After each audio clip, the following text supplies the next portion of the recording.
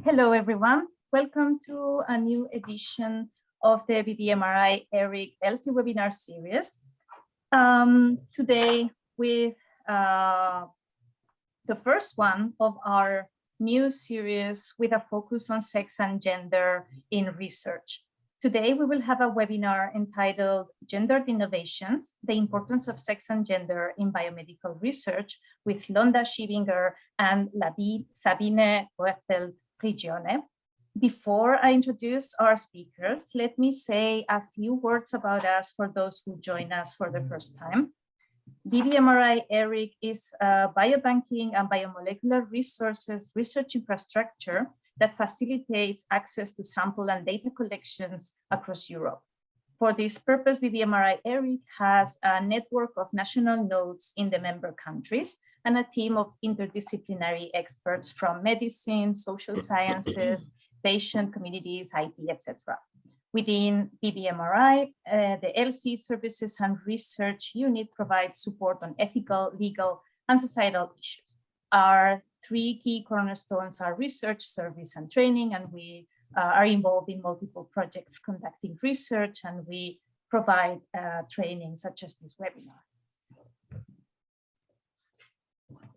In an effort to give sex and gender the importance they deserve, we are starting a series of webinars and events on this topic. So we invite you to stay tuned on our website and our social media. We want to inform you that this webinar is being recorded and will be made available online on our website and on social media. And after each of the presentations today, there will be a Q&A.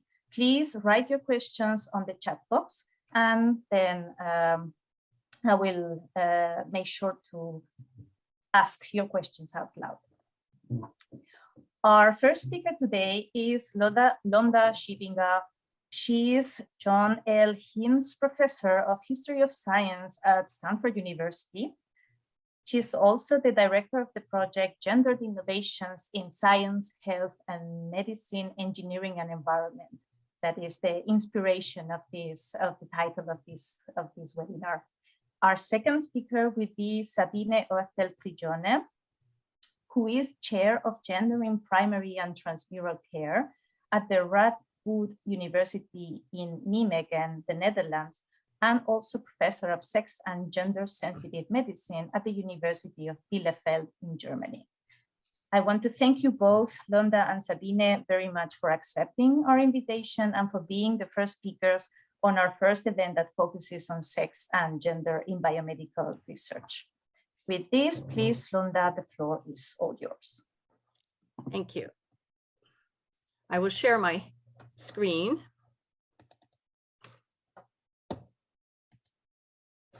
Good morning. Well, it's morning for me. It's 8 o'clock in the morning. So good morning. Today we explore gendered innovations. Gendered Innovations was produced through a large international collaborating involving the European Commission, the US National Science Foundation, and Stanford University. We've now expanded into South Korea, South Africa, Japan, Argentina, many places globally. And Gendered Innovations has brought together over 200 basic scientists and gender experts in a series of collaborative workshops. And I'd like to say that Sabine is one of our co-directors. It's been a pleasure always working with Sabine. New policies have been implemented in the European Union, Canada, and the United States. And we've expanded this project into Silicon Valley for industry leaders such as Google, Apple, and the like, because they really do use a lot of data in health apps, and a lot of those health apps are adopted by our medical schools and our medical clinics here. So innovation is about integrating sex, gender, and intersectional analysis into the design of research. The operative question is, how do we harness the creative power of sex and gender for discovery? Does considering gender add a valuable dimension to research? Does it take research in new directions? So the goal of gendered innovations, probably the goal of any good research, is to add value to research by ensuring excellence in results, to add value to society by making research more responsive to social needs, and to add value to business by developing new ideas, patents, and technologies. Now, why might this be relevant to your research? Beginning in 2020, the European Commission's Horizon Europe strengthened its gender dimension in research requirement. If you apply to the European Commission, you are now required, not requested, required to integrate sex and gender analysis into the design of your research, or you need to justify that it's not relevant to your work. Of course, if you're working in theoretical physics, we know black holes, we think black holes don't have any sex or gender, so it's where it's relevant. And this type of analysis is relevant in many, many areas. To support this policy, the European Commission convened a 2-year expert group, which I directed and which Sabina was a member. And this group consisted of 25 experts from numerous fields of science, medicine, and technology. And you can read our results in this publication, Gendered Innovations 2, because this was the second such expert group, how inclusive analysis contributes to research and innovation. Another reason this might be relevant to your research is that if you collaborate with people in the US, the US National Institutes of Health has policies similar to the EC's. In 2016, the NIH implemented its requirement that sex as a biological variable must be included in all publicly funded research. The idea is that if taxpayer money is used, research should benefit everyone across the whole of society, not just a privileged few. The NIH is now considering implementing a policy for gender as a sociocultural variable, but they have not done that yet. So it's crucially important to get the research right from the very beginning. And this is the goal of Gendered Innovations. This project does 2 things. It develops state-of-the-art methods of sex, gender, and intersectional analysis, and provides case studies to show concrete examples of how gender analysis leads to discovery and innovation. And in this talk, I will discuss some of these case studies with you. One of the most important things you can do in your research is to use the terms sex and gender correctly.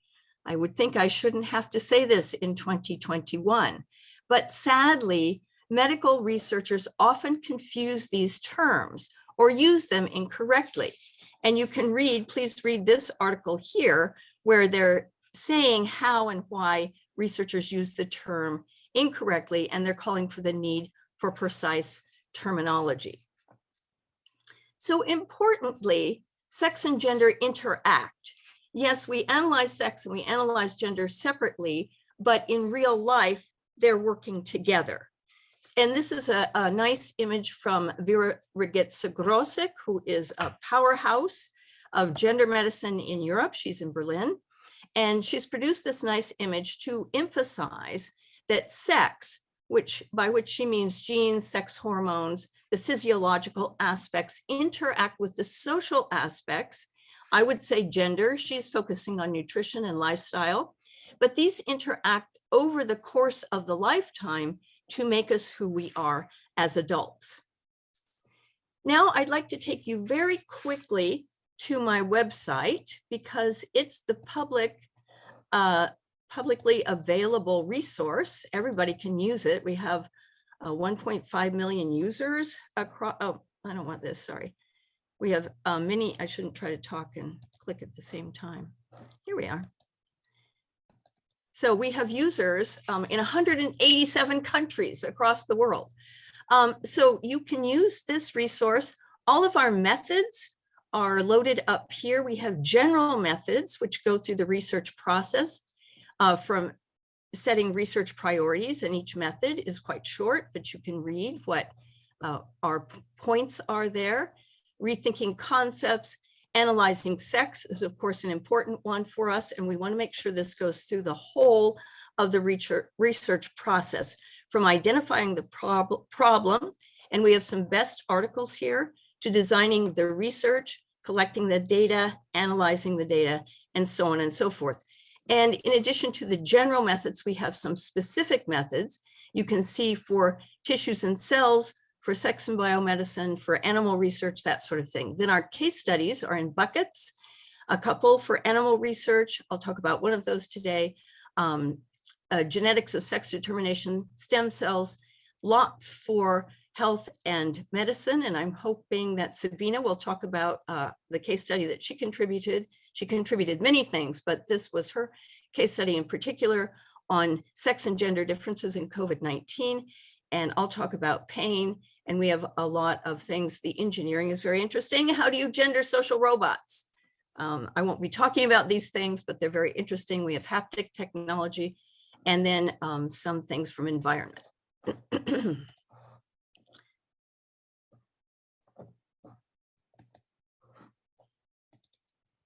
Okay. And we're back here. Okay, good. So now let's get into some of the details. And here's what I want to discuss today with some examples.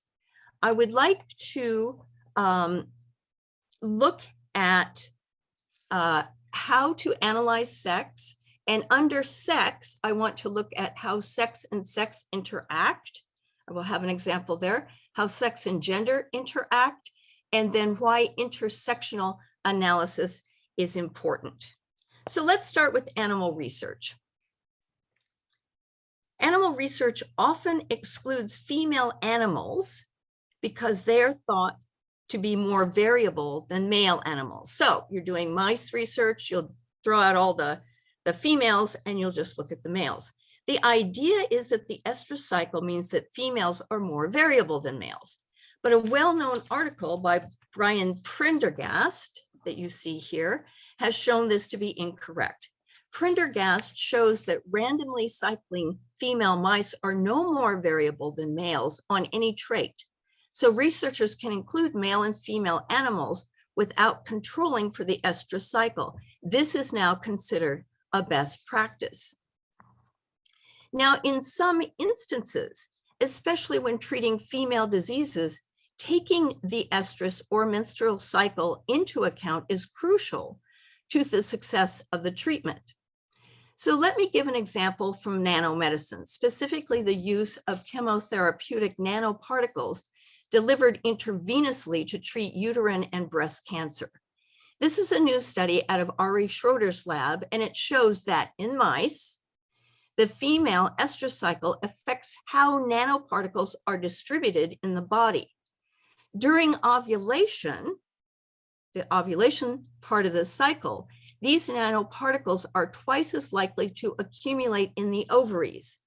This enhances treatment efficacy for ovarian cancer.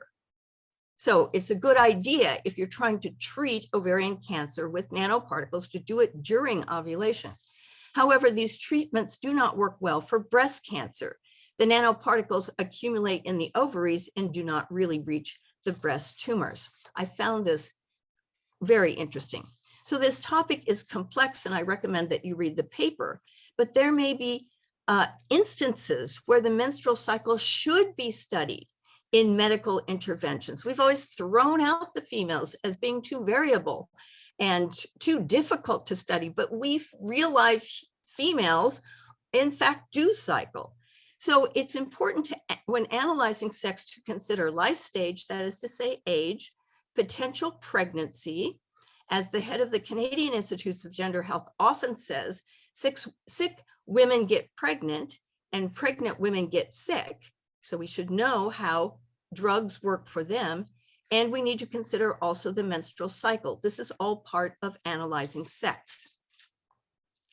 Now I'll move on to, oh, I should have shown that, sorry. Okay, now I'm moving on to, I hope you can see this, it's covered up by various things on my screen, but sex and sex interact. And here I want to talk about the sex of the animal and the sex of the researcher in the lab. Here's an important study by Sorg et al., and it discusses the impact of experimenter sex. Is the experimenter male, female, intersex? This example focuses on pain researcher. Researchers induced pain in mice and rats, but what they found is amazing. They found that rats and mice don't show their pain to men, to the male researchers. And this is really important because the researchers are studying sex differences in pain response. The animals don't show their pain when a man is in the room as compared to an empty room, but they do show their pain when a woman is in the room. So then they found this really disturbing and interesting. So they tried all conditions. They tried a man in the room. They tried an empty room. They tried just a chair in the room. They tried a cardboard cutout of a human being in a room. They're trying to see exactly what it was. The researchers identified this as the male observer effect. So what's going on? It's not how the researchers act or how they handle the animals, though we know this can be a factor. I guess men and women researchers sometimes handle the animals differently. But what is it in this case, in this pain lab? The animals smell the men. They smell the male pheromones. And according to Jeff Mogul, whose lab this came out of, this phenomenon may throw into question all prior results from pain research. Now, let me give one last example of how important analyzing sex can be. And here, I want to look at sex at the cellular level and specifically consider X inactivation in females. And here's an example from the future, bioprinting organs. I don't think we're quite there yet. So let's say in the next decade or two, you're going to bioprint a kidney for organ transplant. You will need to know the sex differences, you'll need to know about sex differences in kidneys and in cells. And in this bioprinting process, the goal is to seed the frame with the patient's own cells to avoid organ rejection. That would be the advantage of bioprinting an organ. But if that patient is female, you have to decide which of the X chromosome activated cells to use. And because of the complex X inactivation in females, the 3D bioprinted graft will never be an exact copy of the original kidney, which of course is the goal. Now, so far I've discussed sex, but what about gender? Importantly, sex and gender interact. Marcia Stefanik, another co-director of Gendered Innovations, and I published this short piece in Lancet on analyzing how sex and gender interact. And I want to see how this works in pain studies, now bringing in the humans. So in humans, well, in most organisms, pain has both biological aspects. That is to say, there are sex differences in the electrical, ischemic, thermal, pressure, and muscle pain sensitivity, and pain has cultural aspects. There are gender differences in how people report pain. We'll come back to that, and how physicians understand and treat pain in patients. So first, let's look at the biological aspects, the sex differences in pain. And the story is shown here in this beautiful illustration in a lovely nature piece. So researchers first described the pain pathway in mice and discovered that it's mediated by the microglia. So they decided the whole story was about the microglia. Then, of course, they realized they'd used only male mice. So they thought before they published, they better check that this is also true for the female mice. They were shocked that the microglia plays no role at all. For females, the story is about T cells. So there is what we might call a male pathway for pain and a female pathway, but not so fast. Other factors determine the pathway, such as age and hormone levels. So males who are lacking testosterone, that is to say, older males, tend to move over to the female pathway. And females who are pregnant tend to move over to the more male pathway because they are then lacking T cells.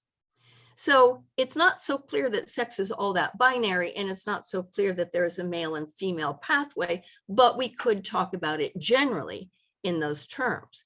So that's the story of the sex differences, some of the sex differences in pain.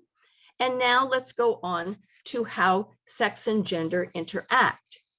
Pain also has cultural aspects. Gender factors into how people report pain and how physicians understand and treat pain. So here is the physician. Now, sorry, here's the patient. The patient could be a man, the patient could be a woman, the patient could be a non-binary person. I will tell you, though, that we looked in all the studies and found no evidence for transgender patients, non-binary patients, queer patients. It's all about males and females, men and women. So that's what I have to talk about. There's room for more research here. So the patient has a sex, as we said. So the patient will sense the pain according to their sex characteristics, but the patient also lives in a culture alive with gender norms, gender relations, and gender identities. And this will influence how that patient understands their pain and how they are willing to express their pain to the doctor. So in many cases, gender stereotypes in a culture expect men to be strong and resolute, which means that men may be less willing to express pain than women. This, of course, differs by ethnicity and other social factors. So that's the patient. Then you come to the physician, and the patient, whether a man or a woman or a non-binary person, will be speaking to a physician who may be a man, a woman, or a non-binary person. So a physician's gender assumptions, their gender stereotypes and behaviors also influence the treatments that the patient will receive. So clinicians often perceive women's pain to be psychological. Consequently, women receive more antidepressants, they wait longer for treatment, and they get fewer painkillers than men. So we see that what treatment a patient receives depends in part on the patient's gender and on the physician's gender assumptions. So then the treatment then feeds back into the patient, and we resume the cycle. We see that it's extremely important to study sex as a biological variable across the lifespan in all its complexity, and I would say sex and gender. Biomedical journals such as The Lancet require sophisticated sex and gender analysis when selecting papers for publication. It's not enough to simply include males and females in the experiment to disaggregate data and to analyze sex. We're smarter than that. We have to consider all the environmental factors that might be involved, such as the sex of the researcher. We should consider what cycle the woman is in. Many factors to consider. Now, let's move on to medical devices. And here I want to talk about intersectional analysis. And let's take a different kind of bias, skin tone. And I'm going to talk about the pulse oximeter. I think we all have one. This one costs $20. Very common medical device that many people have in their home. The pulse oximeter was very important during COVID, but we learned, especially here in the United States, that these pulse oximeters don't report oxygen saturation levels in patients with darker skin. They're inaccurate. So why is that? Pulse oximeters measure oxygen saturation in the skin by shining infrared light through the finger to measure the oxygen in the blood. The problem is that both the deoxyhemoglobin in the blood and the melanin in the skin absorb light. So both the oxygen, hemoglobin, and the pigment in the skin absorb the light. And this has been known since 1989, but not corrected. It means that the readings for people with darker skin are not accurate. An analysis of 47,000 readings done in 2020 at the height of the pandemic in the US here found that oximeters misread blood gases 12% of the time in patients with darker skin compared to 4% of the time in patients with lighter skin. This means that these darker skin patients may not have gotten the supplemental oxygen needed to avoid damage to vital organs such as hearts, brains, lungs, and kidneys. So I think we now know in the US about this. We have a problem with insurance because insurance won't cover, even if a physician figures this out and understands, the insurance won't cover if the reading of the pulse oximeter is not at a certain level. But what about sex? Is an intersectional analysis required here? So what is intersectionality? I've been using that word and I really didn't define it yet. Intersectionality is a term coined in 1989 by Kimberly Crenshaw to describe the overlapping or intersecting forms of discrimination related to gender, sex, ethnicity, age, all of these factors. So I am not just a woman. I don't have just a gender. I'm a woman of a certain age. I'm a woman of a certain race. I'm a woman from a certain socioeconomic background, and I live in a certain place. So we have to decide when we're setting up research projects, which of these factors are important to the health outcomes of the patient. So now returning to the pulse oximeter, ethnicity or skin tone may not be the whole story. There may also be sex differences. So maybe we have to look at the intersection between skin tone and sex differences. So I started looking for things about sex differences, and I found it's not a priority of research.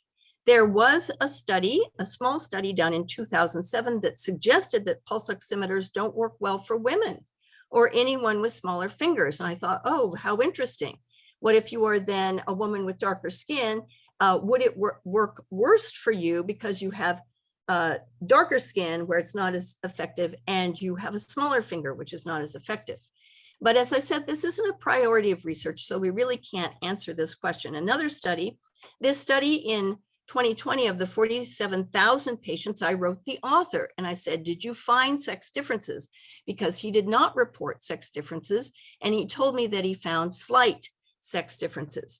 So it's possible that if we analyze how skin tone intersects with sex, we will see that women with darker skin are most at risk. Now, much the same is true for consumer wearables. It's very popular in the United States to collect massive amounts of health data from Apple Watches, Fitbits, and other wearables.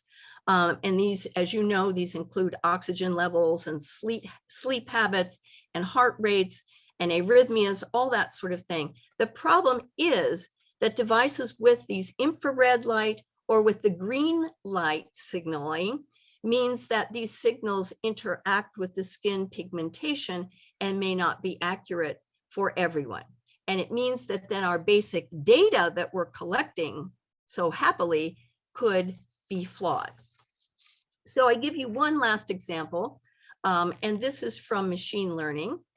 For all AI and machine learning, creating the proper data set is the most important first step. So often data sets are small or local, and so therefore they're unrepresentative. In the United States, most data is collected from the area around Stanford University, Harvard University, the New York, Columbia and NYU University hospitals. So the data isn't representative. Usually it's collected where the big study centers are. I imagine that's also true for Europe. So this has consequences. There was a lovely study done of digital biomarkers for Parkinson's disease collected from smartphones. And this study found that only 8% of the data was from women.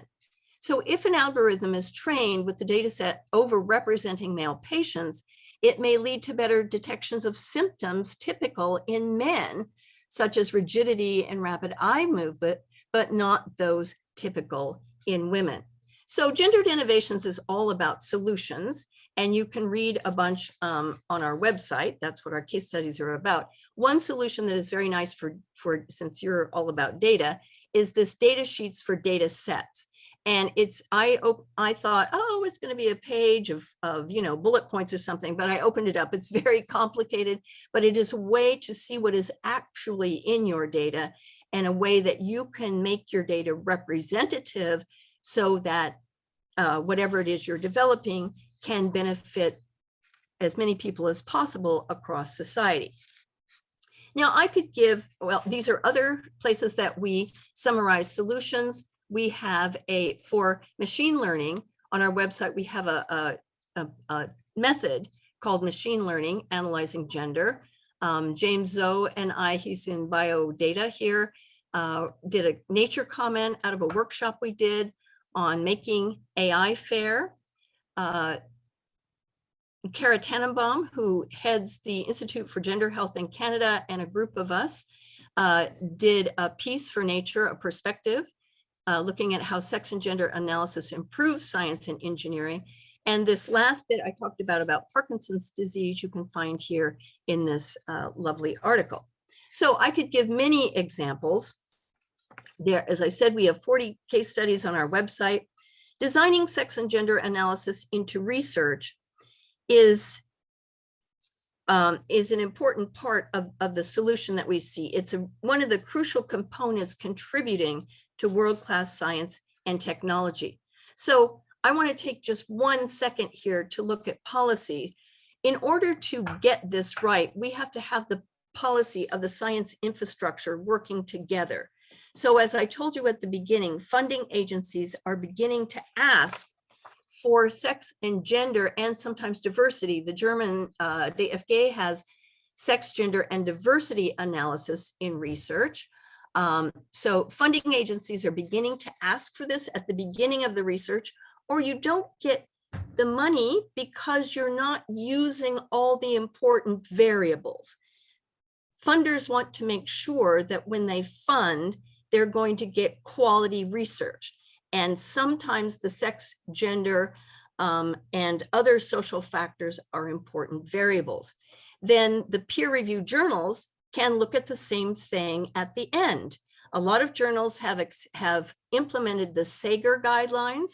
Nature has, Cell has, the Lancet has. So they're encouraging the research to be done correctly, and they have this special tool for reviewers to check. And then we at universities aren't really doing our part. I can say that because I'm a university professor. We need to integrate sex and gender into the core curricula for medical schools. Sounds simple enough, but it hasn't happened systematically. So anyway, I could say much more, but I'm anxious to hear your discussion, and I will stop here. Thank you. Thank you, Londa. I'm sure that people will have some questions. Just feel free to write them in the chat. Yeah, thank you for this wonderful presentation of your research on how to integrate sex and gender in research. I just have one comment to warm up the audience, and so that to give them a little bit time to write their questions. I see that after what you presented, I see that the evidence of why sex matters is overwhelming. But myself, I'm surprised by some of the things I learned today. I'm getting some messages from friends and colleagues who are in the audience, like, I'm mind blown. I didn't know this. So how don't we know more about this? Why? What are the mechanisms in place that are roadblocking these innovations and this perspective in doing research and in pushing science forward? So how why is this happening? Yeah, well, for one thing, we have here at Stanford, we have tried to get the medical school to put all this information in the curriculum. But the chemists will tell me, oh, we need more, so the Nobel Prize winners at our school, who are all men of an older age and maybe haven't encountered this information, will say, oh no, we need more chemistry. We need more, basic biology, that sort of thing. So they haven't seen yet. I think some of the leadership in universities and elsewhere don't really see it. We're very big on inclusion these days, meaning bodies in the room, but people don't understand that inclusion means also what type of science is done, right? So there are several factors if you want to be inclusive and create science that works for everyone. So I think like our Nature perspective was a huge moment. That was 2019. And Nature now put a stamp of approval on this type of research. And we tried to give overviews in several areas. Kara Tannenbaum did medicine. Rob Ellis did marine science, where it's also incredibly important in relationship to climate change. We did robotics and we did machine learning. So we tried to show. So I think it's never a matter of time. It's a matter of strategically moving forward. And the fact that the funding agencies are now asking means that people scramble the night before to see what they're missing, and that won't be acceptable anymore. They have to actually know what it is they're doing.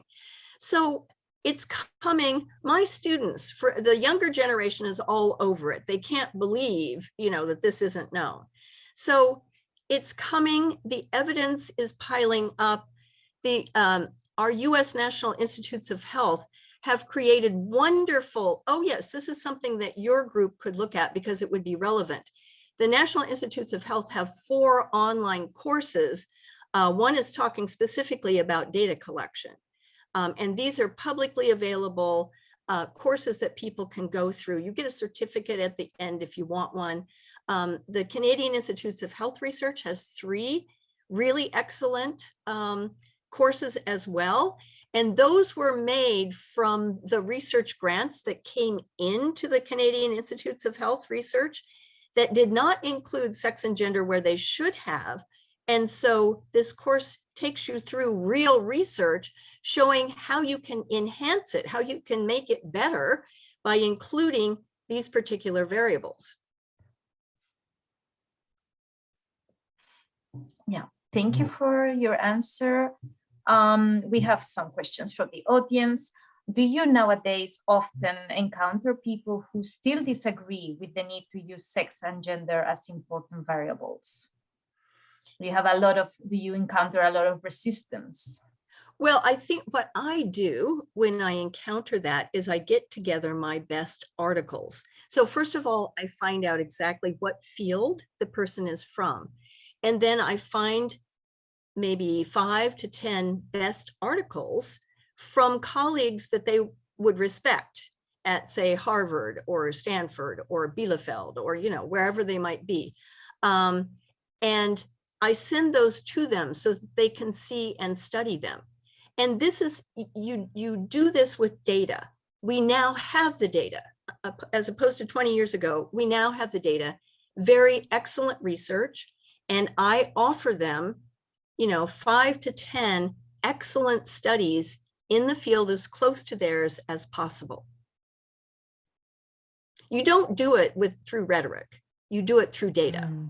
Yeah, that makes sense. One of the questions I have is intertwined with one from the audience. I was thinking about discrimination against sex and gender non-conforming people in clinical trials and other research and how to tackle that. And one person in the audience was saying that they argued once to include not only men and women, but other categories. And what the response they got to this was the argument that there are only female and male bias. So is that true? Well, there's Because they also might also have some. Yeah, there's also a very small percentage of intersex bodies, right? So what is happening right now is that this is happening in more than in the US, but in the US, our national, National Institutes of Health went to our national academies and asked them to please set the categories that would be the things to use. What's the best science on which categories to use when doing like patient intake? So there's usually a two-step process, and everyone is now putting male, female, intersex as a first step. So that's the sex category. And then you ask about the gender category. And then we want to make these more standard, right? So then you have woman, man, and then you start with non-binary. I think transgender comes next, and then non-binary, and then I don't feel comfortable with any of these, or there's always a blank one that none of these. And if you answer any of those three last ones, like the transgender, the non-binary, it takes you to a new page where you can say more specifically, are you male to female transgender? You know, I mean, so they can drill down a little bit. This is very important. I had one of our experts in transgender medicine come to my class this year from the Stanford Medical School and give us a marvelous lecture on transgender health. And it is so important, not only from the point of view of the person feeling comfortable to discuss with the caregiver, but also to be treated properly. My friend who's a surgeon, last story, my friend who's a surgeon at Stanford had a woman presenting patient on her table, and they didn't bother to read the chart. And it turns out that woman presenting person was biologically a male and needed more anesthesia. The person was waking up on the table. These things matter. So a lot of countries are, Germany has a third sex category for the birth certificate. And a lot of countries are going to third gender categories for birth certificates, passports, driver's licenses. We're in a time of rapid change. And so I think it's great that our governmental officials are taking the lead on deciding what terms should we use and how should we go about this. And they, of course, brought in many experts from the non-binary communities. Mm-hmm. Yeah. One of the questions we have is it concerns the difficulty to find funding opportunities to replicate research. And in the case of sex and gender, these are often ignored variables that are missing from previous research. Is there an effort to review this sparse research, especially systematically? I have wanted to do that. Whoever you are, I have wanted to do that. I think we should take, I think strategically it would be very wise to take 10 extremely influential, we don't have to do it for everything, 10 extremely influential articles and that did not look at sex and or gender or diversity, and redo them. And I have to think, it seems to me, this is something that that Janine Clayton at NIH would be all over. I'm sure she would welcome something like this. The Canadians would welcome something like this. And we can just put through, Sabina and I can put through a message to the European Commission that they should welcome something like this. I mean, I'm sure they would. This is a great idea, and I think it should be done immediately. So whoever you are, I'm sure send me a note. Yeah, I'm sure some brain activity is going on there to trying to put together a project proposal right now. One of the questions is, I'm also concerned about this, not that the public funding entities are highlighting the importance of gender and making it kind of mandatory for us to get into it. How do we ensure that the integration of sex and gender is not only just an item to be ticked off in the application process? Yeah, so this really depends on training the evaluators at the funding agencies, doesn't it? I and a colleague at Wellcome Trust are right now developing a 5-part evaluation process for funding agencies and what their policies should look like. Funding agencies can't just ask to have sex and gender included. They have to have clear definitions. They have to have good guidelines for applicants. They have to have great instructions to the evaluators. They need to have training modules to show everybody actually how it works. And then they have to evaluate their policies to see if they were effective or not. So you can, for anyone who wants to integrate it into your own research, the people here, you can look at this Gendered Innovations 2 booklet that we did, that Sabina and I and 25 other experts did for the European Commission. Every time the European Commission puts a policy in place, they also fund a group to show exactly what they mean by that and how this enhances research. So we have many, many case studies. As I said, we have the pain case study. In that one, Sabina did the COVID-19 case study showing how sex and gender interacts.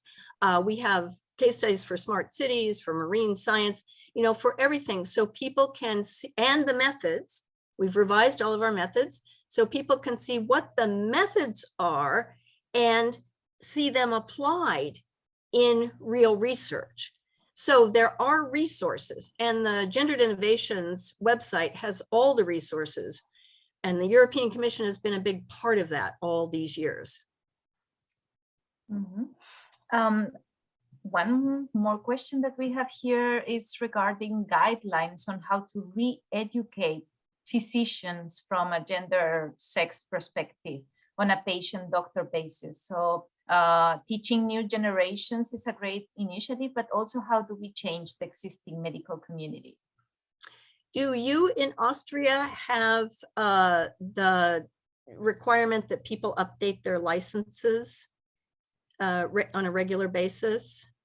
I do not know. Maybe somebody can put it on the chat. So in the US, people have to, what is it called? Recertify.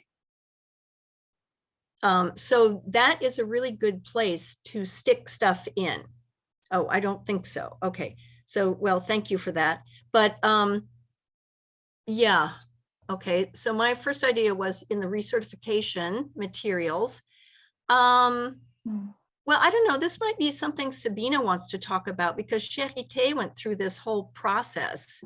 And also, Sabina, you're working on this sort of things, and I'm not at a medical school per se. So I think I'm going to just hand that right over to Sabina, who would be better equipped to answer that question.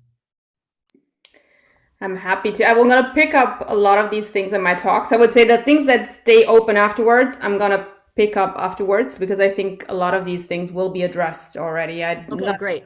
Doing the retraining, but there's a lot of points that will be addressed. So if these questions are still pertinent afterwards, just put them in the chat again. I can pick them up. Okay, great. Good. All right. But let me just say one last thing. What you need is to find just a couple of really prominent people in each medical school who will champion this, I think.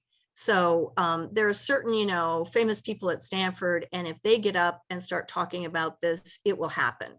So it's the way we do social change within institutions. And deans can do a lot. Yeah, indeed. Just one last question. Do you see a change in attitude from your own students over the last years, and what are your expectations for the future? Do you see some change actually happening? Oh, I see massive change. You have to remember, I'm extremely old. I got my PhD in 1984. And at that time, there were no women professors in the field of history at Harvard University, right? There was one, and she was nowhere to be seen.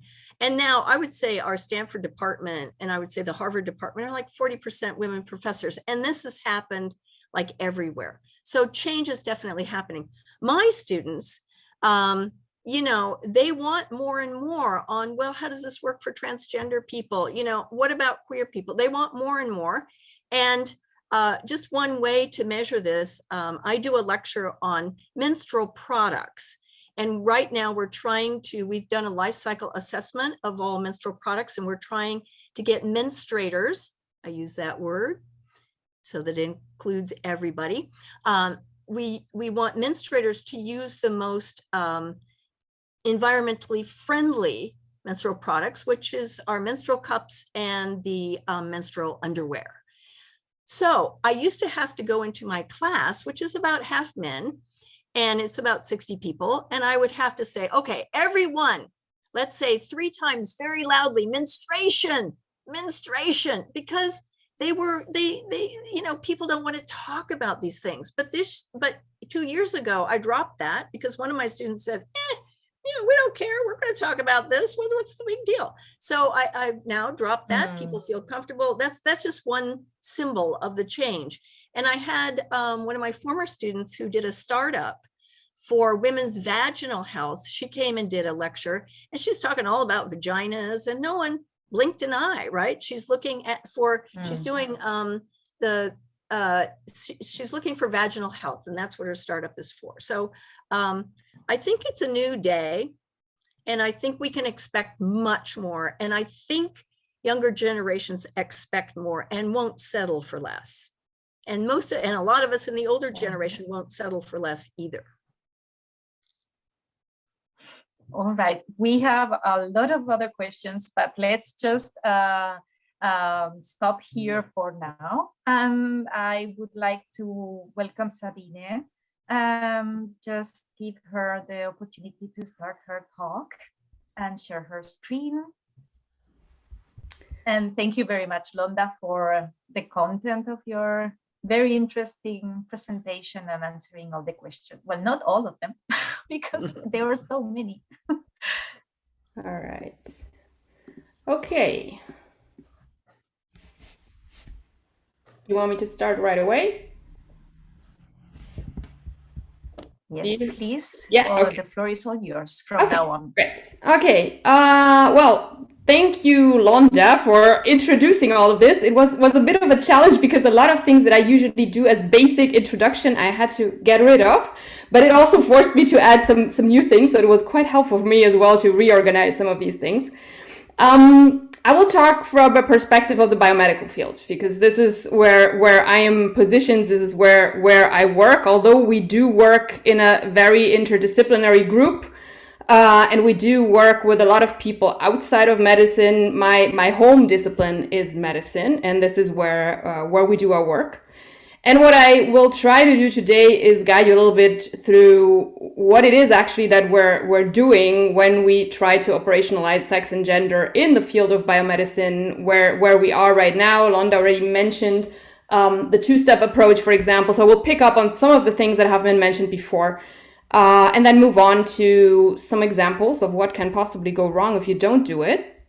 And if there are still questions afterwards, of course, I'm happy to address those, especially when it comes to the implementation, which I didn't go into detail as much.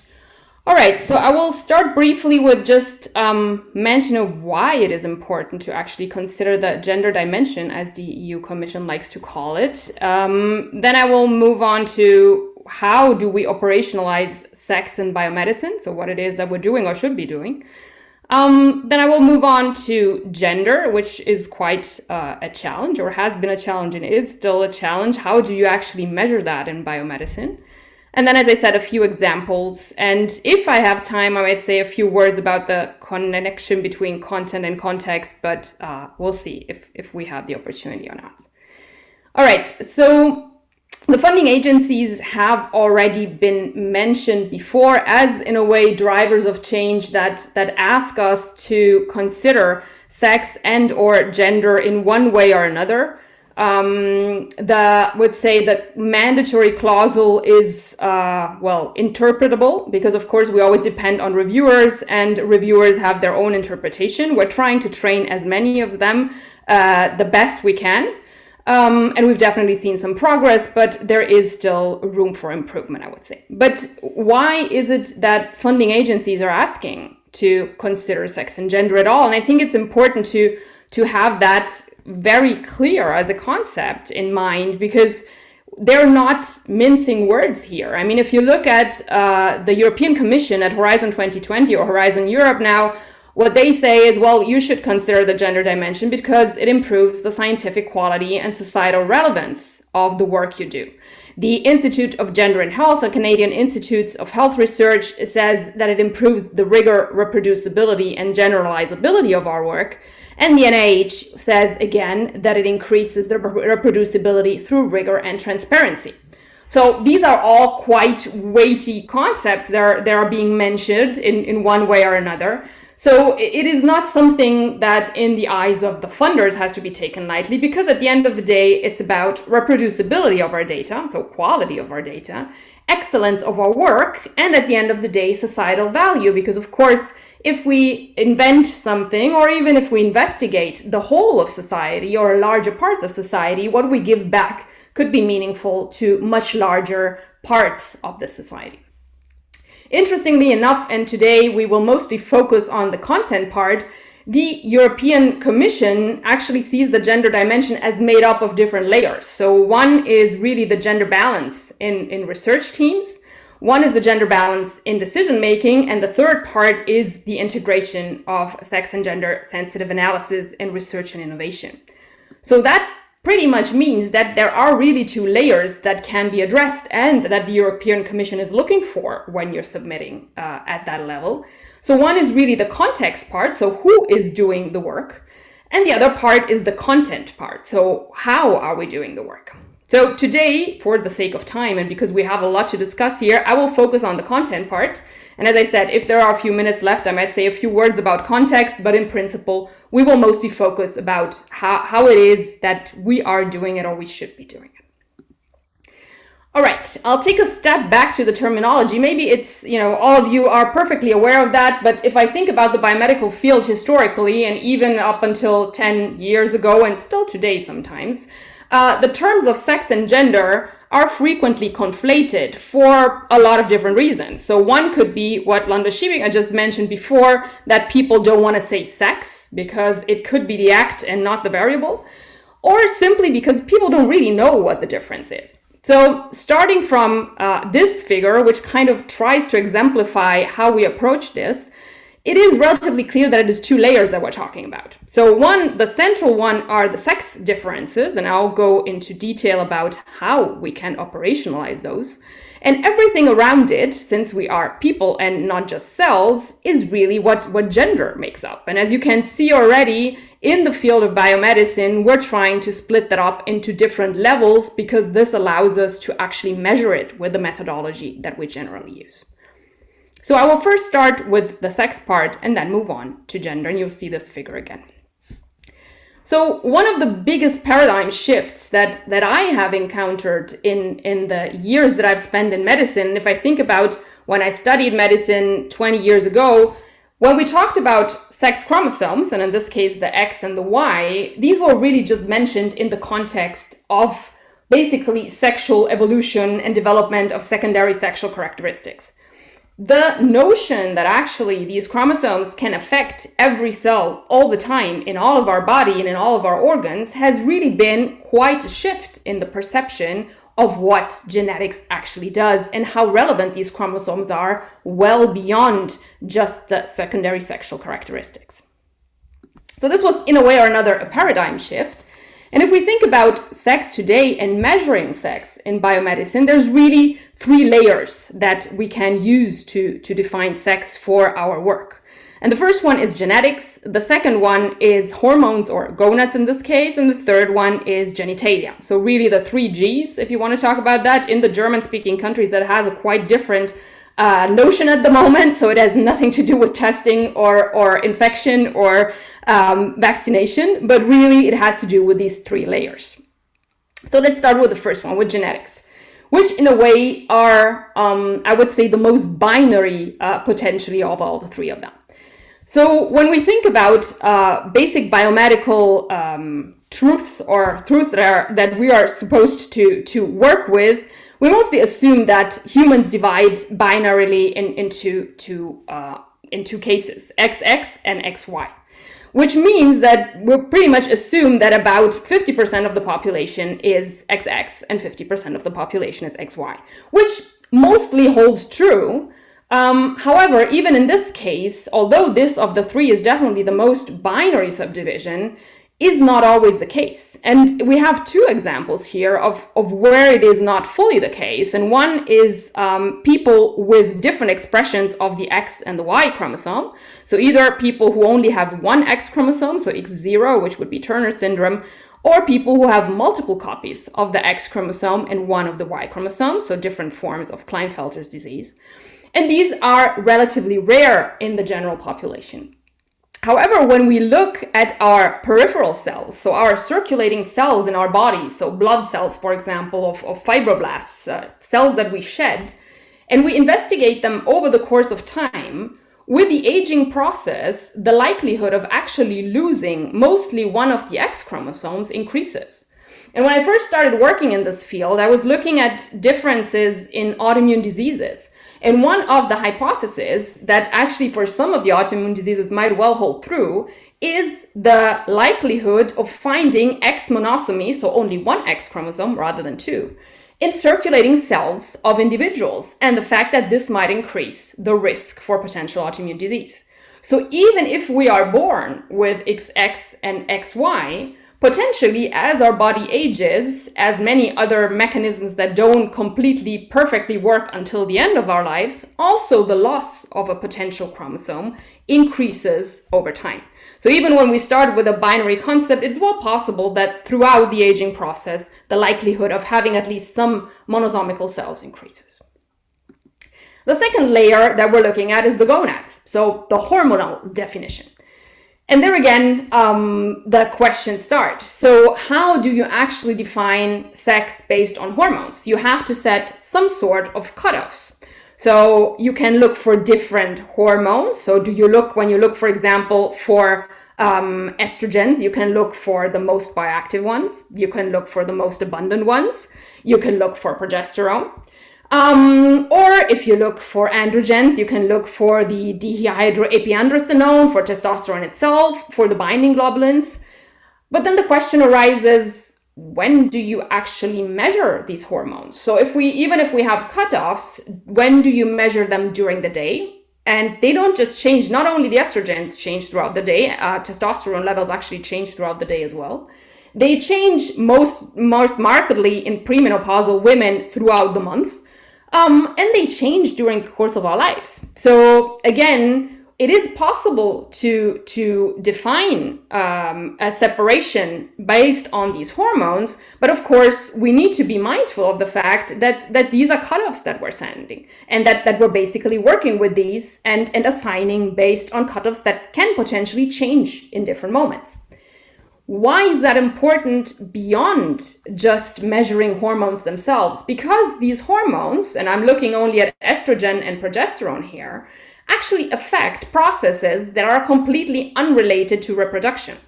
So what you're seeing here is an average menstrual cycle of a woman that is premenopausal. And what you're seeing here is the first half of the cycle where estrogen is high and the second half where progesterone is high. And then what we see here is actually the T cell response throughout this period. And what you're seeing, T cells are not necessarily connected to reproductive functions. I mean, regulatory T cells, of course, have an impact, but we could simply think about the fact, how does your body respond to a viral or bacterial infection? And depending on which hormone levels are higher, your T cells will react in different ways. Why is that important? Because if you have a biobank and you actually want to investigate the T cell response, let alone the fact that if cells are frozen, they might not work that well anymore. But depending on where you're measuring that in the moment of the cycle, you might have different responses, and not because there is a natural difference or pathological difference, but because it is simply the way that hormones affect the T cell response, depending on the different moment of the cycle.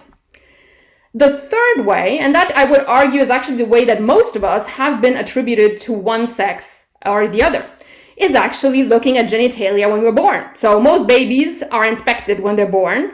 The genitals are looked at, and depending on what these genitals look like, we will be assigned to either female or male. Now, there is a certain amount of people, and depending on the statistics, the number are quite different depending on how many people self-identify as either intersex or assigned to the group of differences of sex development. You can see here the numbers are quite different depending on which statistics you look at, but there is a group of individuals that cannot be assigned at birth to one or the other, or that might actually have an external genital that doesn't necessarily match the internal genital. So there are several medical conditions for this, but as humans, we are not the only ones. So I put a nice mole here because moles are really cool animals. But apart from that, all female moles have an ovotestis. So basically what they evolved for was to have strong muscles to be able to thrive under the soil. So they need strong muscles to be able to carve their canals under the soil. And so they have a functioning testicular tissue, although they are fertile females, that allows them to produce enough testosterone to grow their hormones. So whenever we talk about how unique we are as humans in this, let's think about the fact that nature has a lot of advance on us, and this is actually the way it normally happens in moles, for example, which, by the way, are mammals and much closer to us than, for example, fish or crustaceans who do this as well. Now, when we look at cell cultures, let's make this a bit more applicable to the praxis of research. There are several questions we can ask that arise from this. So one of the first questions I like to ask when I do these lectures or seminars with people is, do you actually know the sex of your cell cultures? The reactions are quite different. In a lot of cases, there's embarrassed stares to the ground, because in a lot of cases, we really don't know. So the work has been done and simply nobody bothered looking at that. Furthermore, as I mentioned before, there is the potential to lose chromosomes throughout our life course in humans. But if you, for example, are using long-term immortalized tumor cells, we know very well that over time in these cells, the karyotypes change. So they tend to have all kinds of changes in the chromosomes that are present. There are doublings and losses of chromosomes, and of course the X and the Y can be affected by that too. If you're using innovative techniques such as reprogramming and development of organoids, what you're doing is you're basically demethylizing and remethylizing the X chromosome. So in general, in females, one of the two X chromosomes is mostly inactivated. So in the past, we thought that it was completely inactivated. By now, we know that anywhere between 10 and 20% of the genes on the second X are still active. And when you actually transform these cells, so you take whatever peripheral cell and reprogram it to a stem cell, you actually reverse the process. But you don't know if the methylation process that the cell will go through will actually make the same X inactivation that you had to start with. We know that some types of media can act as estrogen mimetics. So they have certain substances in them that can activate cell growth, for example. And of course, there are effects of methylation that are given by the world we live in, the environment, what we eat, what stress we are exposed to, and so forth. What we still don't know very well is if different hormones, so for example, purified hormones versus synthetic hormones, have different effect on the growth of cells. We know that in humans that played a role. So we know that in the Women's Health Initiative, which was a very large study on hormone replacement therapy in women in the United States, using purified hormones, which was what was given initially, compared to the synthetic ones, had different effects. And of course, we don't know if there are intrinsic sex differences in the effect of media. For example, do cells grow in different ways? There are some reports, but there is no clear combination. So if you actually want to study sex differences properly in a mouse, for example, there's a lot of steps you need to go through. And in most experiments, we don't even go that far if you are working with animals. So the first question is, of course, is there a difference between female and male animals, mice or rats? Is it potentially due, and here just one example was picked, is it potentially due to ovarian estrogen? Then what you have to do is you actually have to operate the animal. So you have to submit it to an ovarectomy. And then since the ovarectomy, the operation itself has an effect on the stress levels of the animal. So it affects the hypothalamus pituitary gland axis. And that means that you need to do a sham surgery as well, because you don't know if the effects are due to this operation or to the fact that you're operating an animal. And you have to see that actually giving estrogens back will reverse the change you're seeing.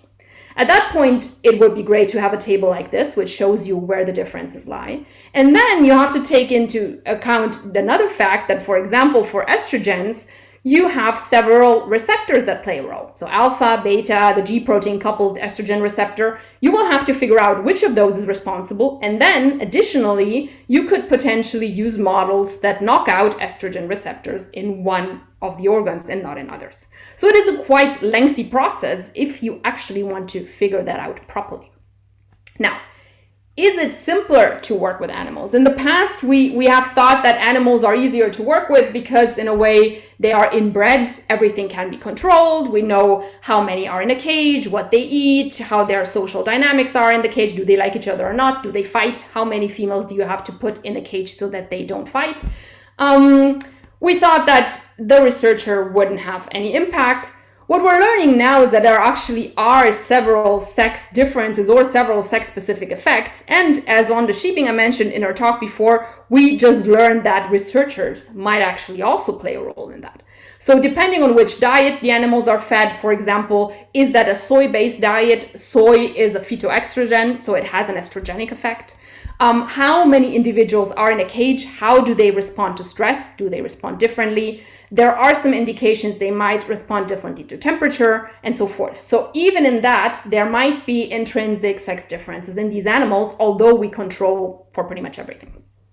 And then there are potential intrinsic differences in the way they respond to stimuli. So this is a paper that just came out a few months ago, and the authors themselves were quite surprised that this hadn't been reported before. And what it shows is that animals, in this case mice, had a diametrally opposite effect on that estrogens and testosterones had a diametrically opposite effect on the fear memory in these animals. So in the experiment that was mentioned before, where animals respond to who is performing the experiment, there's another layer now that we might have to consider, which is, do these animals actually remember the potentially fear or stress inducing fact? So if you handle the animal as an experimenter, that's stressful for the animal.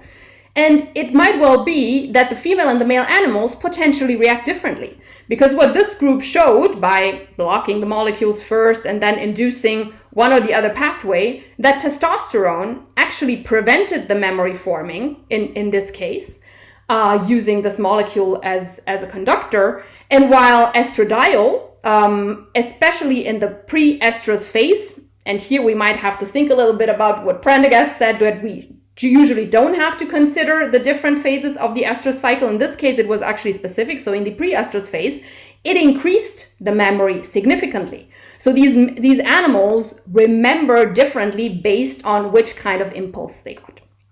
So it is a lot more complicated than we initially thought. And there's a lot of layers, and that's what I would like you to take home from this. There's a layer of layers of information that we need to be reporting in order to increase the reproducibility of our experiments, if you're working with cells and mice. Now, let's move on to gender because it's so much easier. And of course, no. Well, the main problem in analyzing gender in the biomedical field is, I think, as a basis, is that it is a concept that has not been primarily developed in the biomedical field. And so it is a concept that has been analyzed and investigated with methods that most people in the biomedical field are not familiar with, and that somehow don't fit into the typical way that we tend to analyze information, mostly quantitatively, preferably in a binary fashion in the biomedical field. So what has happened in the last years, and I will only give you some flashlights and give you some ideas about what is happening, is trying to separate out the gender as a multidimensional concept into different layers so that these different layers can be analyzed separately or in a combination. And what we're looking into is, on the one hand side, the identity, so the self-perceived identity of individuals, The second layer is roles or norms, so how society visualizes individual, what are the expectations, and so for example, for the medical field, as we've seen in the pain example before, how are you expected to communicate pain? Are you allowed to communicate pain in your culture at this moment in time? And then we have the relationships. So how does self-perceived identity, when it is met with role and norm expectation, how does that affect interaction between individuals, and how far do you develop power hierarchies in the private and in the public space? And then of course there's a whole other layer of institutional gender that I don't have the time to go into detail today, most importantly because also in the biomedical field it's much less investigated unless you investigate organizations. Now, let's just look into one example for each case to give you an idea of what it is that we're trying to do. So this was mentioned before by Londa Schiebinger about the two-steps approach. And the question here is, how do you measure gender identity in standard, standard questionnaires, or for example, in standard cohorts and statutory cohorts that we have had for a long time. So most Western European countries, North America, Canada, we have these long-standing cohorts where we enroll individuals and keep asking them every 5 to 10 years about their health and so forth. And so the question here is, how do you actually investigate both sex and gender? How can you do that? For example, if you want to investigate the health of trans individuals, but also if, for example, you are investigating, for example, biomarkers, you might be more interested in the sex part. If you're investigating quality of life, the gender part might be much more relevant. So this is the example that was mentioned before. You have different options which allow you to quantify the sex assigned at birth, and then you ask individuals about their current gender identity. This is just one example that's taken from this. There is quite a discussion about how do you want to acquire gender identity, and actually if you want to do it with a target population that you're studying that is part of your cohort, it might be worthwhile to pilot which kind of terms actually resonate with them the best and how you get the best information. When it comes to gender roles, I show you a historical instrument which has been discussed a lot, has been criticized a lot, and yet if you look at the measurement of gender roles or gender norms in biomedicine, it is still the most widely instrument to date, which also limits us a little bit when we try to do new studies because you want to compare them to what has been done before. And since this has been used multiple times throughout the decades, it is still an instrument that plays a role in one way or another. So what I'm showing you is the BEM sex role inventory, which was developed in the 70s by Sandra Bem in Berkeley, so on the West Coast, close to Stanford. What her merit was definitely with developing this instrument was to try to shift the perception of masculinity and femininity from being two poles on one axis to opposite poles to dividing these at least into two axes. So in the goal of the instrument initially was to show that all individuals, regardless of their gender identity, could potentially score high on femininity and masculinity or low on both and so forth. So what she tried to do was disentangle the one layer, which she definitely sparked a discussion about. However, the discussions today and in which we've had for, I would say, 20 years is in how far the items that are being measured are actually representative of masculinity and femininity overall. Are they just representative of different personality types? And are they actually able to separate individuals in proper categories? So this are all content discussions, but as I said, it is still the most widely instrument. We actually have used it in a study as well, simply because, as I said before, it's the one where we have comparable data, and if you want to build on something, you might need this data in the first place. So this is a possibility to measure gender roles and norms. There are several others. And then let's come to the gender relations. The gender relations, as I said, can happen in the public and in the private space. We have a bit more information. We don't have a lot of information on both in the biomedical field, but we have a bit more attention to the private space. So a lot of this investigation is in terms of how couples, be it heterosexual, homosexual, all kinds of dyads, mostly all kinds of pairs, negotiate mostly work and care duties. And what I want to show you here, this is a study from Sweden. So if you want a country that has where gender equality has a high social value, and what they did is, these were heterosexual couples, they asked them how gender equal their relationship was. And what I want to point out here, and that's probably the most important take-home message, is if you ever want to measure that, you need to have at least 2 layers of investigation here. Because if you ask people what their self-perceived perception of gender equality is, you will get certain answers. And you see here the men and the women. The men are quite convinced that they are either totally equal or quite equal. The women mostly quite equal.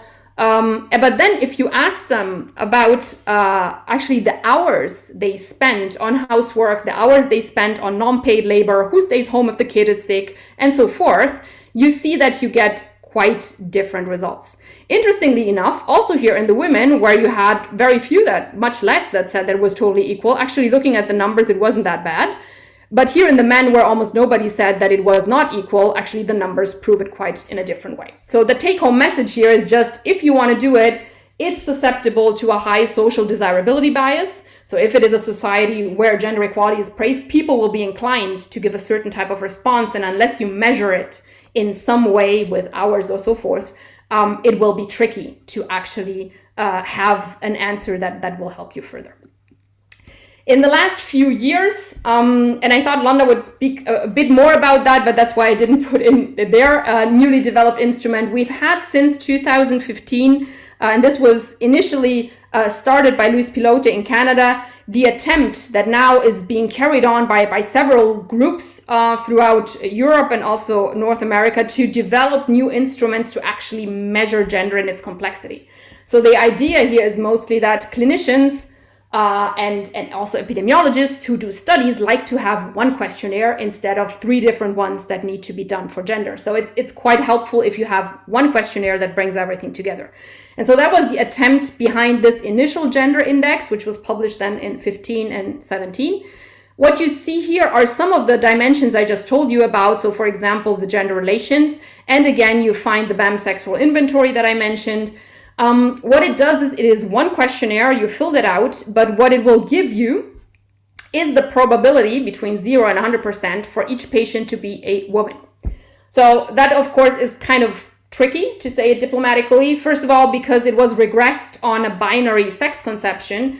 And second of all, because what I told you initially was that the one thing that really was striking about the BAM sexual inventory was to actually move away from a binary 0 to 100% of being a woman, actually move on to at least 2 levels. And what it does in a way or another is actually taking a step back. As I said, there are several instruments that are being developed. Londa Schiebinger developed also one at Stanford, which actually transcends a lot of these definitions of masculinity and femininity. So there's quite some discussion at the moment of how this should be best done and what is feasible in the biomedical field and in health research overall. So I think this is something where we'll definitely see more coming forward in the coming years. And of course, to make things just a bit more complicated, if you're interested, it's a very nice review by Lori Heise and colleagues that came out in the Lancet 2 years ago, which actually shows the gendered course, the gender life course and the interaction of sex and gender throughout our life, and the difficulty also to really split up the measurement of sex and gender in biomedicine, because as you see here, we have the 3 Gs initially, but then this baby will grow up in a family, in a community, affected by institutions and structures that will eventually produce potential measures of inequality that will affect their health ability throughout their lives, their access to healthcare, and potentially lead to health inequalities. So it is quite tricky to tear these 2 things apart, just to make things a bit more complicated. Now, I have a few bad examples before I conclude, or a few things that I would like to give you as food for thought in your own work. So I'm not gonna mention the experiment about the mice and the rats that smell the pheromones of the men and women doing the experiments anymore, but I would like you to think about this as relevant aspects towards reproducibility of research. So rather than just thinking about the fact that pheromones can act in a trans-species manner, which is quite shocking in itself, I think it should prompt more of a discussion about what kind of variables do we actually measure and report when we do experiments. Because if it is true that the experimenter themselves have an impact, and we have a reproducibility crisis in the biomedical field, and I would say in many other fields potentially as well, this might be an important information to actually capture. We already have STAR methods, for example, in the CellPress family that are longer than the article itself. So it might potentially be important to record this as well. So it's of course up for discussion. What do we do? What do we record and how do we record it? But if it's an influential aspect, it might be important towards reproducibility of research. The second point I wanted to point out is hormonal effects. And this is, I think, interesting for biobanking again. What you see here, these are all data about a certain, these were panels of molecules pretty much. So these are like, as you know, there are some of these kits where you measure, I don't know, 170 markers at the same time. Or actually molecules in this case, because it was about bioactive molecules in a population of people with depression. And what you see here, they did a principal component analysis of the participants. And what you see here is you have the segregation of the biological males. Here you have the biological females in follicular, luteal, and post-menopausal phase. And then you have this blob. And this blob are actually biological females taking oral contraception. Now, I don't know about most of your studies, but in a lot of the studies that I read, oral contraception is not really taken into account as a potential variable. But as we're seeing here, it could potentially have effects that are first and foremost different than the ones of the natural hormones, which is something I mentioned before about the cell cultures. But it might also be a relevant factor when we're trying to predict, for example, risk for disease or potential incidence of diseases.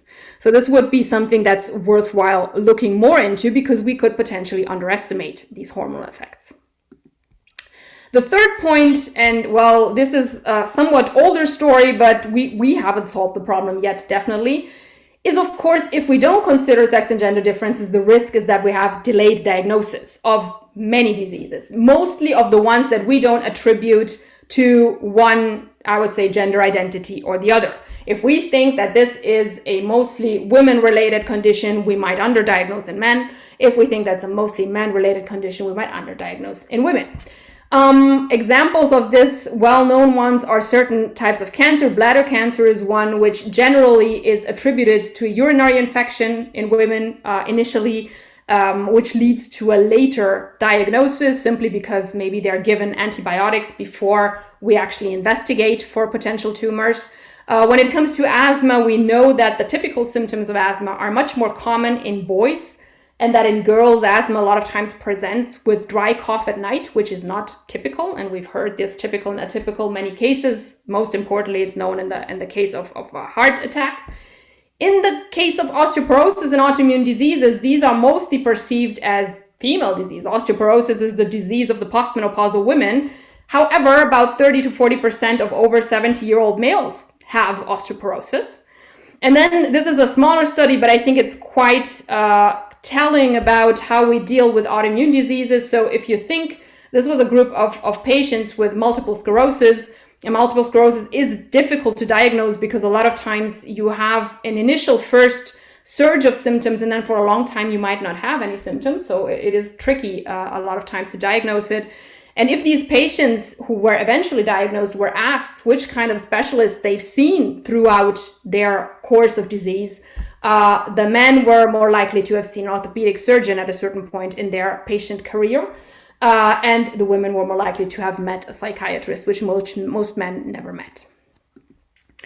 When it comes to representing data, and this falls into what Londa Shibing has mentioned before, which let's take 10 really popular papers that didn't consider sex and redo them. This is actually what has been done in this case, and it's one of the best known historical examples.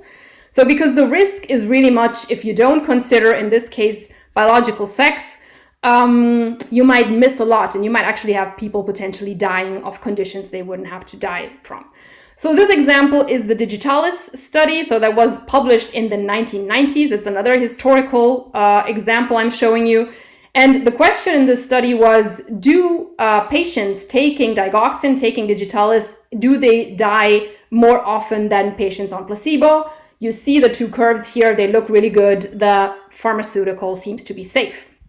Now, it was then given to a lot of patients and a lot of women who developed a lot more side effects, and some of them actually died of digoxin intoxication. So what happened is that 5 years later, other members of the group reanalyzed this data, this case separating it by female and male participants. And what you see here quite well is that the digoxin works well in men. I mean, the difference is relative, I would say, but still what you're seeing is that men on digoxin survive longer than men on placebo. In the women, it's exactly the opposite. So the women on placebo actually do better than the women on digoxin at this concentration, we have to say, because digoxin can be safe in women, it just needs to be titrated differently. Why did we not see that before? Because 25% of the participants were women and 75% were men. So if you put them all in one pot, what you get is exactly this line, because these differences that we're actually seeing here are statistically cutting each other out. Does this get any better? And I'm sorry I didn't talk about the COVID-19 case. I have just one slide on COVID-19, which is this one. We looked into potential sex differences in clinical trials looking at COVID-19 in the last year, assuming that there would be a lot of emphasis on sex and gender differences, especially considering that the media talked a lot about it. And unfortunately enough, we just see that even in the year 2021, in a pandemic where a lot of more men died initially, we still only see that 20% of these studies that were recorded initially said that they would consider sex and gender as a recruitment criterion, and 4% actually plan to consider it as an analytical criterion. And over time, this is from January 2020 to January 21, it didn't really change, although we had a lot of media attention. So media attention alone does not lead to implementation or change of our practices. Once we look at the published studies, because the critique that you might get here, that we also got several times, is like, oh yeah, but when people record these studies, you don't put a lot of information in there and everything will be fine eventually. Well, it improves a bit because not all of these studies will be conducted until the end. But the clinical trials that were published in 2021, well, about 1 in 5 of them actually reported one form or another of sex disaggregated analysis, and we've been very lenient here in measuring them. So it does get from 1 in 20 to 1 in 5, but we would really wish to see these numbers go up much more. If you want to have a basic statistical tutorial on how to do the basic sex different analysis in the biomedical field, or in this case in cardiovascular field, I recommend this paper. I will give you my slides later on so you can actually look at these references later on. The last example is potentially underestimating sex and gender specific impact. And the question we get a lot of times is, in our biomedical cohorts, we tend to measure mostly biological sex, or at least that's what we assume we're measuring, because a lot of times we don't specify. But is there actually information that allows us to potentially look at gender aspects, and how do you do that? And we looked at a cohort of long-term cancer survivors with different tumor types, so colon, lymphoma, skin, and thyroid. These were people who had survived the cancer and the treatment by at least 5 years. 55% were males and 45% were females. When we looked at the symptoms they still had after 5 years, we did find differences. Interestingly enough, the males were more affected by depression. But what we saw, and that was quite interesting because we looked at quality of life, was that when we looked at these functional dimensions, which include, for example, role functioning and social functioning, the males did much worse than the females. And I would say that these, in a way, are gender dimensions. But what did we do that was different than other studies? We used a control group in the general population, which is usually not done. In most of these quality of life studies, the female and the male participants are compared. Now, in the general population, you do find differences in quality of life as people age. And if you don't take that into consideration, you actually underestimate these role and social impact and loss in the male group. So we might actually already have a lot of data we can work with, but we need to see it with a gender lens. So my last recommendations to you, and then I'm done. What I think is important for you to take home from this? Well, first of all, know your samples. As I said initially, do you know the sex of the cells you're working with? Do you know which kind of animals you're working with? Do you know if there are intrinsic differences between different animals of different sexes? If you do the studies, you need to include at least both sexes. And if you want to study gender, I think you need to spend some time and thinking about what it is that you're actually measuring. Do you want to measure gender identity? Do you want to measure gender roles? Do you want to measure gender relations? What affects the potential outcome you're looking for? Ideally, consult an expert, and Londa and myself are talking to you today, but there are a lot of experts in a lot of fields that you can talk to that can give you help and support in when you're approaching this for the first time. Disaggregate your data, always. Stratify your analysis by sex and gender, ideally. And most importantly, and that seems trivial, but it is not, report this data in a disaggregated format. It is really difficult still today to find disaggregated data. And in times of open access and open source and data sharing, it shouldn't be that tricky, but it still is. And finally, of course, you should spread the word about this. And with that, I thank you very much for your attention. I'm, of course, happy to take the questions. Thank you very much, Sabine, for your wonderful presentation. I believe Londa Shibinga needs to leave. Thank you, Londa, for... Bye, Londa. Yeah, thank you for coming, and thank you for... That was just super, Sabina. That was just great. Thank you so much. Yeah, no, just great. I enjoyed it. Thank you. Bye-bye. Bye. Yeah, thank you, Sabine, for this very, very informative, evidence-charged talk.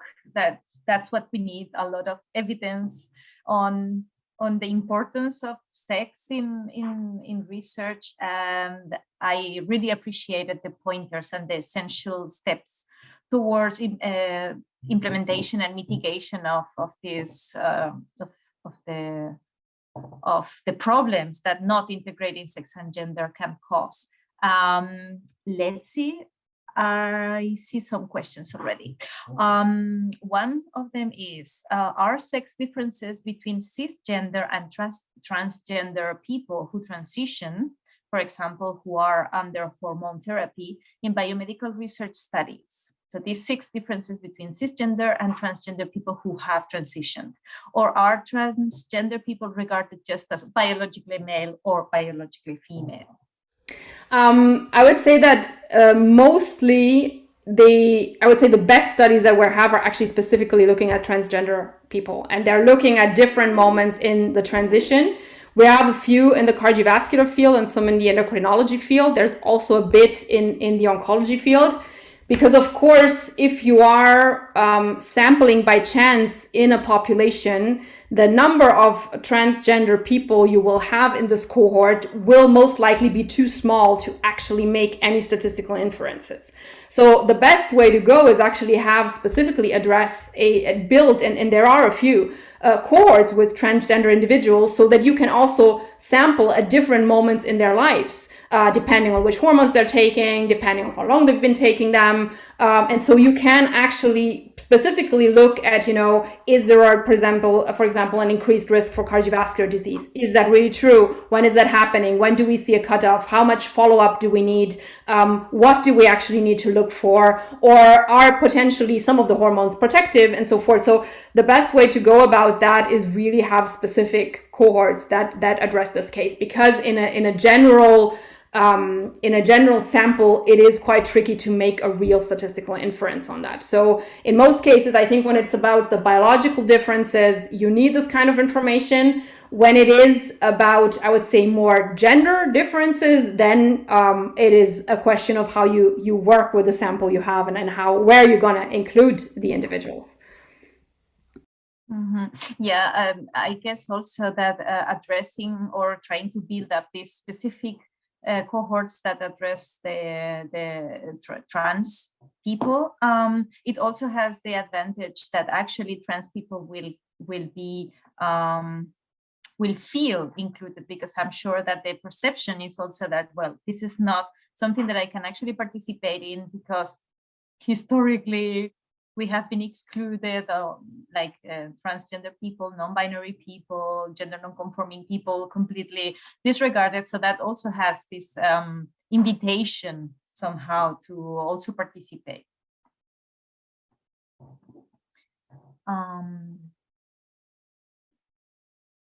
we were discussing before. I think the question that we were discussing before was about also the training of medical staff that has already been working for a while in the field. So what is your experience with that? How to train people who have already some experience and that has sedimented over the years? Yeah, well, I think it's we are definitely seeing some changes and more requests. So I would say in the last 2-3 years, I've had a lot more requests also from the regional doctors association to give talks and presentations because they've been asked about that. So I think there's really different layers we look into. So one is the basic biomedical training, which is what we're doing in universities, which is what we're implementing in Germany and the Netherlands. But at specific institutions, it's not something that's institutionalized. So it is really connected to single people doing the work.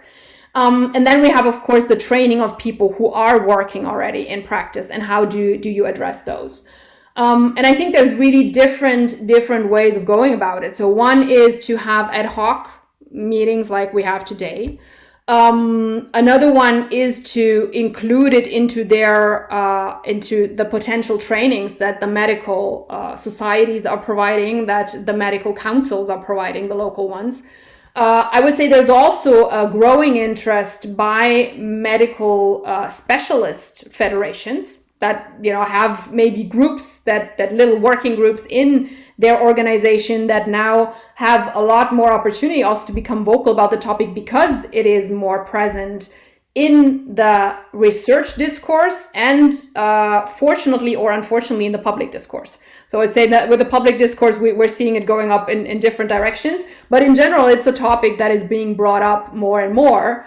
And so I think there is a growing interest here. It is difficult to make the training mandatory. And then the question is also, is that the most effective way? So we're looking into implementation, and mandatory trainings are tricky because most of the time you can split people in different groups. You have a certain amount of people who are interested, you have a certain amount of people who are open, don't know, and then you have a group of people who you cannot reach. There's no way to reach them, and those probably shouldn't be your target anyway. But then the question is, with mandatory trainings, who are you reaching and how are you going about that? So as Londa was saying before, I think one of the most successful approaches is to tie it to people's interest and to their work. So once you see how this can be related to the experiments you're doing, to the work you're doing, then it makes a lot more sense for people to pick it up. And that's what I usually do. And I try to tie it a bit to the audience as well. Are they actually open to investigate gender? Do they only want to hear about sex differences? I think you also have to see where your audience is at and kind of try to reach them where they are, and then start a process, or they could pick it up or not. Yeah, try to tailor a little bit the content of what we are addressing. We have a couple more questions. How should we go about the scarcity of data on protected groups, for example, pregnant people or children, related to therapeutics or for instance, COVID vaccines? Well, I think what we can do is, the scarcity is always relative and related to the environment you're in. It's a bit of what I was mentioning before with really sharing data and giving the ability to pool the data. Because we do have, even within the original trials for the mRNA vaccines, there were several individuals who got pregnant. In theory, in the trials, we tell everybody to have double barrier methods. So you have a barrier method and a hormonal method to not get pregnant. And yet there were pregnancies in these trials as well. So we do have data that is in different areas of the world. And I think that the problem here is really try to kind of bring it together through open access sharing of this data, because it is in fact true that we have almost no specific information, which has been very problematic. I would say in several countries in Europe, because we didn't know, there was no indication if pregnant people should be vaccinated or not, which made it quite tricky. And so I think that the best way to go about the scarcity of data is really bring together the data we have, because at this moment in time, what you should do is do a proper trial. But even if we do, the data we will be having is down the line. It's a bit like people calling right now that they don't want to get a booster vaccine because we don't have trials. Well, the trials will take another year. We don't have the time for another year. So in a way, it's really a bit of how do you balance public health and potential medical interventions, and how do you make sure that you have as much information and safety as possible. It's a tricky line to walk at the moment. I'm glad it's not my personal decision to make for the whole of the population. It's a very tricky situation. How do you balance these things, and how do you communicate them properly? We are seeing also in the biomedical field a rise on artificial intelligence presence and artificial intelligence bias-based systems. And then there comes the question about algorithmic biases and gender bias in algorithms. So where do these biases come in, and how? And then what can we do to address and overcome these kind of biases? Well, usually I use a funny slide that shows how when you develop apps and you base them on historical data, you will get the same historical bias again, right? So it's a bit of why no women were suggested for leadership positions at Amazon. And it's exactly the same thing we're seeing in the biomedical field. So the tricky part is, of course, we tend to work with historical cohorts. And as I said before, the patterns we tend to see is if a disease is attributed to women or men, that whoever does not correspond to that person will be most likely diagnosed later. It doesn't necessarily happen, but the risk is just higher because it's not our primary supposition the moment we see a patient. So I think the point is, of course, we need to work with big data sets to develop these algorithms and to train them. And the problem is that pretty much every data set will have biases. And even if we don't have a sex bias, we might have a bias for all other forms of systemic inequities in there. So the question is really, where do you start and how do you make these transparent? And I think what Londa mentioned before, the resources that were developed by Tinit Gebru and others are really helpful in at least making these biases transparent, because I would argue that pretty much every data set has a bias in one way or another. There is no perfect data set. The question is, how aware are you of these biases and how much do you take them into account, or do you correct for them? And then, of course, the question is correcting the best approach or not? I think there, of course, transparency is the easiest way to go.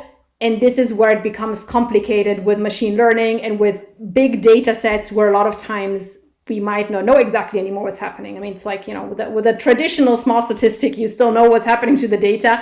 Multiply that by 1,000 or 1,000,000, and it becomes tricky at times to follow that. But overall, I think the point is we try to make this bias as transparent as possible and clearly report what it is that you're doing with the data. Are you taking it into account? Are you correcting for it? Are you inferring anything? Are you taking anything out? And so forth. Mm-hmm. Thank you.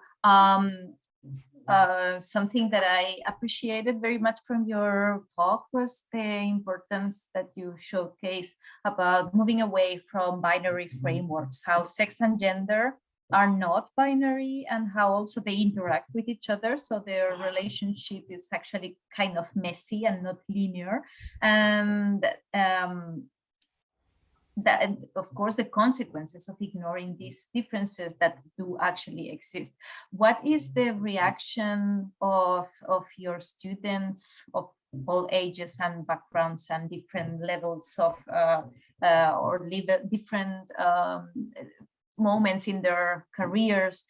What is the reaction of your students when you actually explain about intersex people, or about the fact that they might not even know their own genetic sex or their own cellular sex?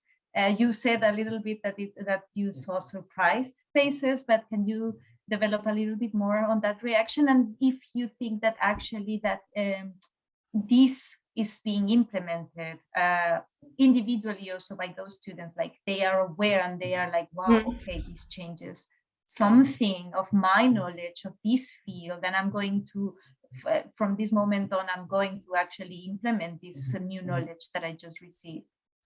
Well, I would say in general, the students are the most open ones to this, and as Londa was saying before, I think they're the least surprised by most of this. And also willing to pick it up. And a lot of times what happens is that in the students or in early career researchers, what you do is you kind of hit a wall against the system that, you know, might not be open for it. So a lot of times what might happen is actually that the PhD students think it's important, they want to pick it up, they go to their PI and their PI tells them it's nonsense, we've always used male mice, why should we change now? We've just published in Nature. So in a way, what is difficult is that even if you want to pick it up and do it, our scientific system is built on hierarchies, and that might make the implementation at times more tricky than it would have to be. And I think that is an essential point to take into consideration. I would say in general, I see a growing openness for that. I try, as I said before, to tie it to their personal experiences. A lot of people, when I say, well, do you know the sex of your cells, don't know the sex of their cells. And that's really a moment of, oops, maybe we should have known. And also then, you know, when I talk about this from a very, I would say, simple biological perspective, and I tell people, well, you know, there is monosomy happening to circulating cells, and that actually changes the karyotype. They're like, yeah, right. I never thought about it this way. So I think a lot of times it's really just also connecting to experiences they might have and to things they might have seen themselves, and realizing that there's actually a lot of experience and knowledge that just is not explicitly tied to this concept. And I think that helps. But in general, as sad as it is, mostly the funding agencies tying the fact of considering sex and gender to money have probably been one of the biggest pushes to increase the uptake of this. I don't want to say that it wouldn't have happened otherwise. There's definitely people who would have picked it up otherwise. But in general, especially at the leadership level, that's definitely one of the most powerful push elements, I would say, to pick it up. Mm-hmm. Mm-hmm. We have a question that is very interesting that concerns our own institution, BBMRI, because we have here a directory of millions of human samples for researchers to use. What kind of information would you as a researcher want to see from the samples other than just the samples came from men or women? Which other data would be important to include? I think it would be really important to know what kind of research question you're after. So are you after something where hormonal influences play a role? Then you would want to know an entire panel of hormones. Are they taking any form of hormonal supplements, contraceptives, hormone replacement therapy? Have they had children? And so forth. So, for example, that's one thing. And I'm thinking about biomarkers here more than gender variables, which will not be in the sample. The other thing is, of course, you might want to be interested in external influences. Do you have any information of, for example, hormonal, environmental pollutants that can have an impact in a gendered way, in a gendered fashion, that can interact with hormones, for example.